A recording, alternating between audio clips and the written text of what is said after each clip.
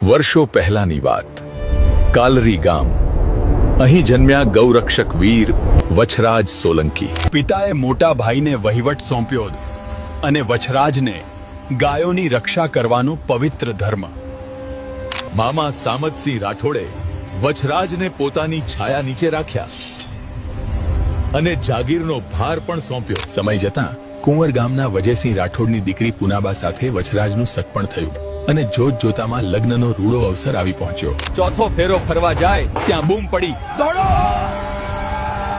સુમરો લૂંટારો ગામનું ગૌધન હાંકીને જાય છે।